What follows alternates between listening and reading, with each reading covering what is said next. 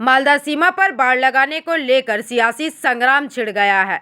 ऐसा कहा जाता है कि भारत बांग्लादेश सीमा पर घुसपैठ को रोकने के लिए कटीले तार यानी कि बाड़ लगाना एक अनिवार्य कदम है, लेकिन मालदा जिले में जमीन अधिग्रहण की धीमी प्रक्रिया ने इसे एक बड़े राजनीतिक विवाद में बदल दिया है। सूत्रों से मिली जानकारी के मुताबिक मालदा की 172 किलोमीटर लंबी अंतर्राष्ट्रीय सीमा में से लगभग 38 किलोमीटर, जो कि जल और थल मार्ग को मिलाकर हिस्सा अभी भी असुरक्षित और बाढ़ विहीन है। हबीबपुर ब्लॉक के सिंगाबाद, तिलासन और जोत कोविर जैसे इलाकों के किसानों का आरोप है कि जिला प्रशासन ने 2 साल पहले उनकी जमीनों की पैमाइश यानी कि नाप जोख तो की थी, लेकिन अभी तक ना तो कोई जमीन अधिग्रहित की गई है और ना ही उन्हें कोई मुआवजा मिला है। किसानों का कहना है कि बाढ़ न होने के कारण बांग्लादेशी उपद्रवी अक्सर भारतीय किसानों की फसल काट कर ले जाते हैं। हालांकि किसान अपनी बहुफसली उपक्रम वाली जमीनें भी देश की सुरक्षा के लिए देने को तैयार हैं, बशर्ते उन्हें उचित मुआवजा मिले।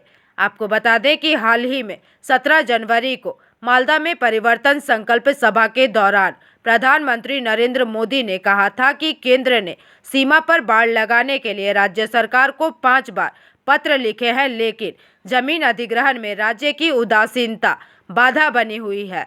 इस संबंध में हबीबपुर के भाजपा विधायक जुएल मुर्मू ने तीखा हमला करते हुए अपनी बातें रखी, जबकि मालदा जिला टीएमसी प्रवक्ता आशीष कुंडू ने इन आरोपों को सिरे से खारिज करते हुए अपने वक्तव्यों को रखा। हालांकि इस गहमागहमी के बीच हबीबपुर के बीएलआरओ स्वपन तरफदार ने स्थिति को स्पष्ट करते हुए बताया कि धूमपुर, वैद्यपुर और जाजल ग्राम पंचायतों में जमीन अधिग्रहण की प्रक्रिया शुरू हो चुकी है, लेकिन वर्तमान में एसआईआर की प्रक्रिया की वजह से काम थोड़ा धीमा हुआ है। उन्होंने स्पष्ट किया कि जिन किसानों की जमीन चिन्हित की गई है उनका रजिस्ट्रेशन इसी फरवरी माह में शुरू कर दिया जाएगा और फिलहाल जिन इलाकों में बाढ़ नहीं है वहां बीएसएफ के जवान अत्यधिक मुस्तैदी बरत रहे हैं। इसके साथ ही किसानों को सुरक्षित तरीके से अपनी जमीन पर खेती करने के लिए बीएसएफ द्वारा कड़ी सुरक्षा प्रदान की जा रही है। নাম হচ্ছে এই মৌজা যোধকবির এবং সিংহাবাদে পড়ে, দুটো এলাকায় এখানে পড়ে, দুটো মৌজায় একসঙ্গে আছে। কি সমস্যা?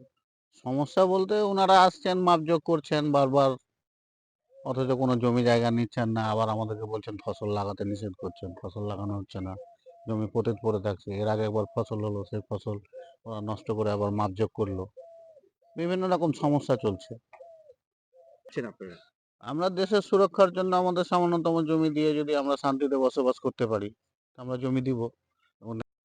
এখনো দেখুন, রাজ্য সরকার বলছে কেন্দ্র সরকার নিচ্ছে না, আর কেন্দ্র সরকার টাকা দিচ্ছে না, কাজ হচ্ছে না। কিন্তু কেন্দ্র সরকার স্বরাষ্ট্র দপ্তরে থেকে এসে নবান্নতে বসেছিল, মমতা ব্যানার্জির সঙ্গে তাকে জমি চাওয়া হয়েছিল এবং আমাদের প্রধানমন্ত্রী মালদাতে এসে তিনি বলেছেন আমি 5 বার চিঠি দিয়েছি, তার সত্ত্বেও আমরা কিন্তু এখনো জমি পাইনি। তার জন্য এখানে ফিনিশিং হয় না।